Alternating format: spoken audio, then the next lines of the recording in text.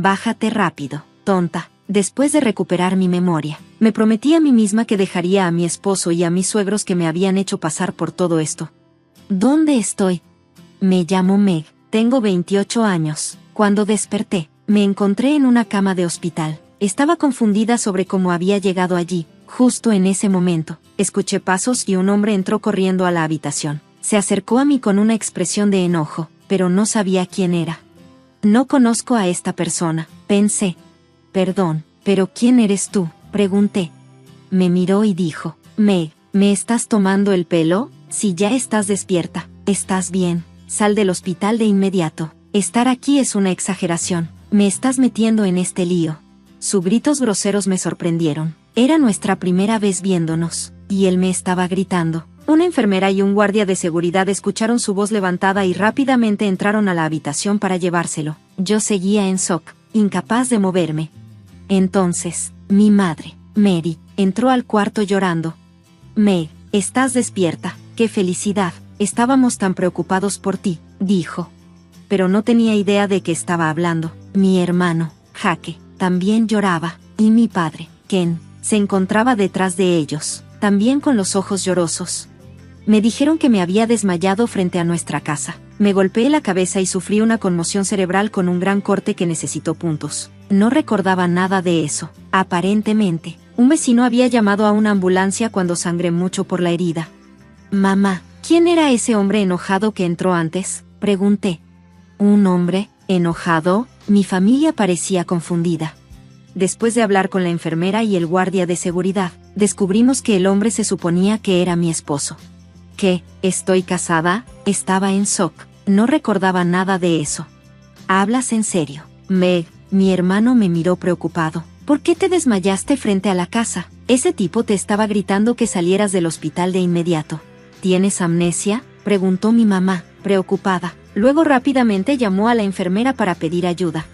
La enfermera explicó todo, y tuve que someterme a muchos exámenes. Fue demasiado para un solo día, y como los resultados no llegarían de inmediato, tuve que esperar. Durante ese tiempo, mucha gente vino a visitarme. Mis compañeros de trabajo trajeron botanas, flores, frutas y otros regalos para ayudarme a sentirme mejor. Algunos incluso me trajeron regalos personales. Bájate rápido, tonta. Después de recuperar mi memoria, me prometí a mí misma que dejaría a mi esposo y a mis suegros que me habían hecho pasar por todo esto. ¿Dónde estoy? Me llamo Meg, tengo 28 años. Cuando desperté, me encontré en una cama de hospital. Estaba confundida sobre cómo había llegado allí. Justo en ese momento, escuché pasos y un hombre entró corriendo a la habitación. Se acercó a mí con una expresión de enojo, pero no sabía quién era. No conozco a esta persona, pensé. Perdón, ¿pero quién eres tú?, pregunté. Me miró y dijo, Meg, ¿me estás tomando el pelo? Si ya estás despierta, estás bien, sal del hospital de inmediato. Estar aquí es una exageración, me estás metiendo en este lío. Sus gritos groseros me sorprendieron. Era nuestra primera vez viéndonos, y él me estaba gritando. Una enfermera y un guardia de seguridad escucharon su voz levantada y rápidamente entraron a la habitación para llevárselo. Yo seguía en shock, incapaz de moverme. Entonces, mi madre, Mary, entró al cuarto llorando. Meg, estás despierta, qué felicidad, estábamos tan preocupados por ti, dijo. Pero no tenía idea de qué estaba hablando. Mi hermano, Jake, también lloraba, y mi padre, Ken, se encontraba detrás de ellos, también con los ojos llorosos. Me dijeron que me había desmayado frente a nuestra casa. Me golpeé la cabeza y sufrí una conmoción cerebral con un gran corte que necesitó puntos. No recordaba nada de eso. Aparentemente, un vecino había llamado a una ambulancia cuando sangré mucho por la herida. Mamá, ¿quién era ese hombre enojado que entró antes?, pregunté. ¿Un hombre enojado? Mi familia parecía confundida. Después de hablar con la enfermera y el guardia de seguridad, descubrimos que el hombre se suponía que era mi esposo. ¿Qué? ¿Estoy casada? Estaba en shock. No recordaba nada de eso. ¿Hablas en serio? Meg, mi hermano me miró preocupado. ¿Por qué te desmayaste frente a la casa? Ese tipo te estaba gritando que salieras del hospital de inmediato. ¿Tienes amnesia?, preguntó mi mamá, preocupada. Luego rápidamente llamó a la enfermera para pedir ayuda. La enfermera explicó todo, y tuve que someterme a muchos exámenes. Fue demasiado para un solo día, y como los resultados no llegarían de inmediato, tuve que esperar. Durante ese tiempo, mucha gente vino a visitarme. Mis compañeros de trabajo trajeron botanas, flores, frutas y otros regalos para ayudarme a sentirme mejor. Algunos incluso me trajeron regalos personales. Meg, hoy preparamos tu pollo frito favorito. Come todo lo que quieras. Tu papá también compró un pastel. Vamos a comerlo juntos más tarde. Mi mamá preparaba deliciosas comidas para mí todos los días, y mi papá y hermano me cuidaban mucho. Gracias a la comida de mi mamá, mi cuerpo comenzó a mejorar día tras día. En mi trabajo fueron comprensivos y me dijeron que tomara tiempo para descansar y que volviera cuando estuviera completamente recuperada. Vivir en casa de mis padres me ayudó a sanar no solo de las lesiones, sino también de la fatiga que había acumulado. Mi cabello y piel, que estaban en mal estado cuando llegué al hospital, volvieron a estar saludables. Pude ver lo mucho que estrés había acumulado durante mi vida marital. Pero de repente, comencé a sentirme ansiosa. ¿Significa estar casada que tengo que regresar a esa casa? Dije esto en voz alta, y mi mamá respondió rápidamente: no te preocupes, nadie te va a obligar a regresar a una casa que te trató tan mal. Debes divorciarte de él y cortar todo vínculo tan pronto como puedas. Después de hablar con mi familia, decidimos conseguir un abogado. El abogado era un amigo de la familia de toda la vida que me conocía desde que era niña, y después de escuchar lo que había pasado, se enojó y estuvo dispuesto a ayudar. Gracias a la ayuda del abogado, el proceso de divorcio comenzó de manera fluida. Mientras tanto, en la casa de Kevin, él y sus padres estaban enojados. ¿Cuándo va a regresar? Los quehaceres de la casa y la tienda no funcionan bien sin ella. La necesitamos de vuelta lo antes posible. Kevin dijo: ya la dieron de alta del hospital, ¿verdad? ¿Por qué no regresa aquí, en lugar de descansar? Debería tener un hijo. El padre de Kevin también se quejaba: es una esposa consentida. Cuando regrese, hay que ponerla en su lugar. Incluso llamaban todos los días a la casa de mis padres. ¿Está Meg ahí? ¿Por qué no regresa? ¿Ya se siente mejor? Tenemos un negocio. Debería regresar a trabajar pronto.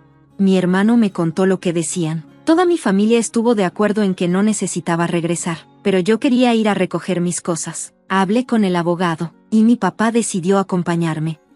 Desde ese día, la familia de Kevin estuvo en problemas. Tan pronto como entré a la casa, empezaron a culparme. ¿Cuánto tiempo vas a quedarte en casa de tus padres? ¿Qué has estado haciendo? Ni siquiera has contestado el teléfono. Eres una esposa tan irresponsable. Apúrate y regresa a trabajar. Hay muchos quehaceres y trabajo esperando por ti. Pero mientras Kevin y su familia me gritaban, mi papá y el abogado entraron a la habitación. Se sorprendieron al verlos y dejaron de gritar. ¿Por qué no regresaste sola? ¿Por qué trajiste un abogado? ¿Qué tiene que ver él con esto?, preguntaron. Pero luego empezaron a regañarme nuevamente. El abogado trató de calmarlos y los condujo al salón. Mi papá se quedó con ellos mientras yo subía a empacar mis cosas. Mientras empacaba, recordé que había dejado algo importante aquí, un diario en el que había escrito sobre el abuso emocional de Kevin y su familia, junto con las fechas. El abogado dijo que era una evidencia muy importante.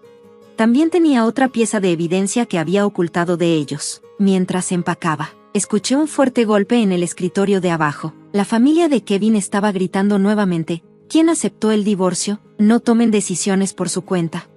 Mi cuerpo se tensó con el sonido, y me agaché, preocupada. Parecía que mi papá y el abogado estaban discutiendo sobre el divorcio, y las cosas se estaban poniendo serias. Rápidamente tomé mis cosas empacadas y corrí hacia abajo. Justo en ese momento, Kevin salió y preguntó: ¿qué pasa con el equipaje? ¿No vas a regresar? ¿Eres tú la que pide el divorcio? Explícate.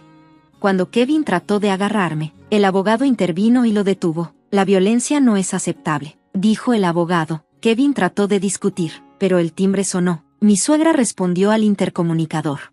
Somos la policía. ¿Está Kevin Davis en casa?, preguntaron los oficiales. La voz de mi suegra tembló mientras corría a abrir la puerta. Uno de los oficiales dijo: Kevin Davis está bajo arresto por sospecha de agresión. Por favor, venga con nosotros. Kevin se sorprendió. ¿Por qué yo?, preguntó. Parecía confundido, pero la policía explicó que después de que presenté la denuncia sobre el incidente, se convirtió en un caso criminal. Las grabaciones de las cámaras de seguridad confirmaron mi versión, dejándolo sin excusas. Al principio, Kevin trató de mantenerse calmado, diciendo: no estoy equivocado, ella tiene la culpa por torpe, solo la empujé un poco. pero a medida que gritaba más fuerte, los vecinos comenzaron a reunirse afuera. Mi suegra gritó, «Kevin, ¿por qué?», y mi suegro solo se quedó allí, atónito, ignorándolos. Mi papá, el abogado y yo nos fuimos de la casa. Después, enviamos una carta formal a mis suegros y a Kevin, exigiendo el divorcio. Incluí los detalles del incidente y del abuso emocional continuo, todo lo cual había documentado en mi diario. Ese día, cuando Kevin golpeó la mesa con el puño, todo encajó. Todos los recuerdos del abuso emocional volvieron de golpe. También había grabado muchos incidentes de abuso verbal en mi teléfono inteligente. Había casi 100 grabaciones durante el último año. Kevin y mis suegros me gritaban por las cosas más pequeñas, como la cena tarde o el baño no listo. Me llamaban fracasada, floja y lenta. Escuchar esas grabaciones me hacía sentir pequeña e inútil, pero ahora, con la evidencia que tenía, mi diario y las grabaciones de voz, sabía que tenía lo necesario para el divorcio.